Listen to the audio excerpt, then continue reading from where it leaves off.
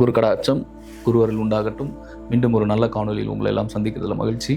என்ன விஷயம்னா, 48 நாளில் உங்களுடைய வாழ்க்கை டோட்டலாக சேஞ்ச் ஆயிரும். இந்த ஒரு வீடியோவை நீங்கள் பார்த்தீங்க அப்படின்னா, ஏன்னா ரொம்ப ஒரு இம்பார்ட்டண்ட்டான ஒரு பதிவாக இது இருக்கும். இந்த 48 நாள் நீங்கள் என்னென்ன செய்யணும் அப்படின்றத நான் சொல்லிடுறேன். இதை மட்டும் ஃபாலோ பண்ணுங்கள்.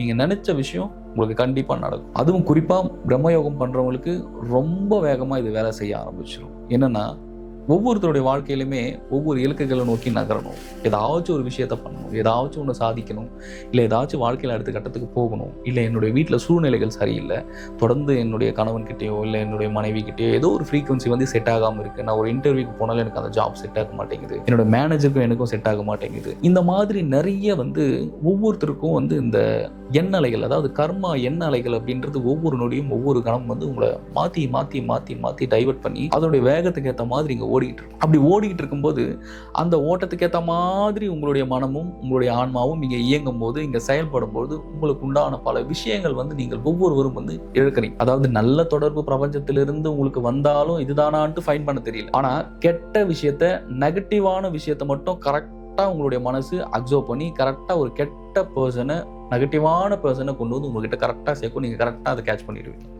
எண்ட் ஆஃப் தி டே அவங்க கூட நீங்கள் பழகி, அவங்க கூட பேசி, அதை அப்படியே கொஞ்சம் நீங்கள் நகர்த்திட்டு போகும்போது கடைசியில் தான் தெரியும், அப்பா இவங்களும் அதே தானா, இவங்களும் கடைசியில் நம்மளை ஏமாத்திட்டாங்களா அப்படின்றத உங்களுக்கு அன்னைக்கு தான் தெரிய வரும். இது நான் ஏன் சொல்கிறேன்னா, ஒவ்வொருத்தருமே பிரம்மம் அப்படிங்கிற ஒரு விஷயத்தை தெரிஞ்சு வச்சுக்கணும். அது என்ன பிரம்மம், அப்போ பிரம்மத்துக்கும் நம்மளுக்கும் என்ன தொடர்பு அப்படின்னா, எந்த ஒரு விஷயத்துக்கு முடிவில்லாமல் இருக்கோ, எந்த ஒரு விஷயத்த கண்ணு கெட்ட தூரம்ல அது கண்ணுக்கு அப்பாற்பட்ட ஒரு விஷயத்துல இருக்கும், அதுதான் பரபிரம்மம் அப்படிங்கிறது. இவ்வளவு பெரிய பிரபஞ்சத்துல சூரியன் இருக்கு, சூரியனை சுத்தி 9 கோள்கள் இருக்கு, அவ்வளவு கிரகங்கள், அவ்வளவு நட்சத்திரங்கள், இப்படி பற்பல விஷயங்கள் வந்து இந்த பிரபஞ்சத்தை சுத்தி சூழ்ந்து இருக்கு. அப்படியே அப்ப இவ்வளவு விஷயம் சூழ்ந்து இருக்கு.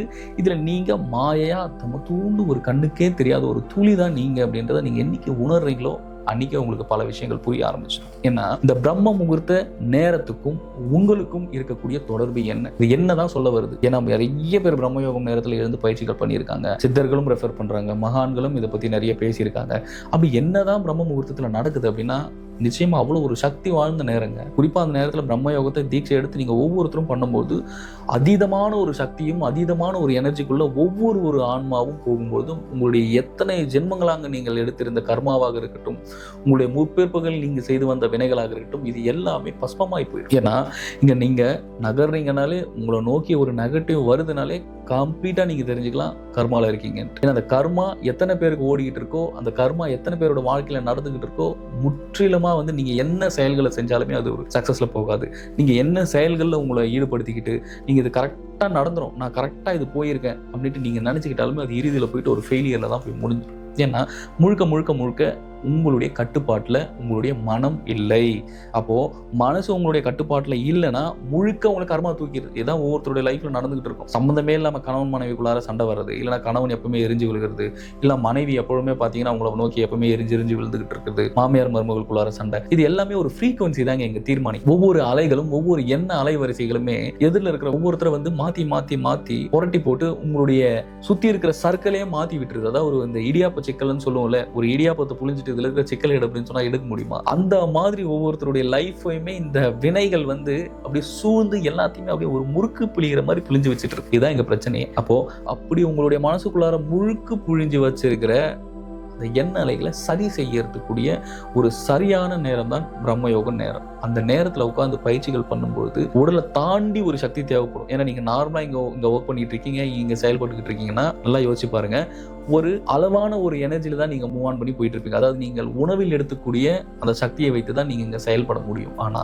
உங்களுடைய கர்மாவை உடலில், அதாவது ஒவ்வொரு அணுக்களுக்குள்ள இருக்கிற கர்மாவையும் நீங்க குறைச்சி அதை காலி பண்ணி அதை சரி பண்ணணும் அப்படின்னா, அப்ப எந்த மாதிரியான ஒரு பேராற்றல், ஒரு பெரும் சக்தி ஒவ்வொரு உடலுக்கும் தேவைப்படும் அப்படின்றது ஒரு நிமிஷம் திங்க் பண்ணி பாருங்க, உங்களுக்கு புரியும். நான் ரொம்ப டீட்டெயில்டா பேசிக்கிட்டு இருக்கேன். அப்படி ஒவ்வொருத்தருடைய அந்த எண்ண அலைகளை சரி செய்யக்கூடிய நேரம் தான் பிரம்மயோகம். அந்த நேரத்தில் சிவபெருமானுடைய சக்தியும் சித்தர்களுடைய சக்தியும் பரிபூரணமா பிரபஞ்சத்தில் இறங்கும். அந்த நேரங்களில் சரியான யோக பயிற்சி, நீங்கள் பிரம்மயோகமாக இருக்கட்டும், எந்த யோகமாக வேணா இருக்கட்டும், ஆனால் ஃபர்ஸ்ட் நான் பிரம்மயோகத்துக்கு தான் நான் ப்ரெஃபர் பண்ணுவேன். ஏன்னா குரு பிரம்மானந்த ஸ்ரீ சிவபிரபாகர சித்தயோகி சுவாமிகள், அதாவது கிட்டத்தட்ட 723 வருஷம் வாழ்ந்த மகான், அவருடைய ப்ராக்டிஸ் தான் பிரம்மயோகம். அப்பயிற்சிக்கு தான் முதல்ல ப்ரெஃபரன்ஸ். ஏன்னா நம்ம என்ன பயிற்சியை செஞ்சு நம்ம அந்த தன்மைக்கு போகணுமோ அதை தான் நம்ம வெளியே எக்ஸ்பிளைன் பண்ண முடியும். அதனால நான் சொல்லிக்கிட்டு இருக்கேன். அப்படி உயர் ரக பயிற்சிகளை ஒவ்வொருவரும் தீட்சை எடுத்து நீங்கள் பயிற்சிகளில் ஈடுபடும் பொழுது முழுமையாக நீங்கள் உங்களுடைய கர்மாவாக இருக்கட்டும், கர்ம வினைகளாக இருக்கட்டும், இது எல்லாமே அழிக்கக்கூடிய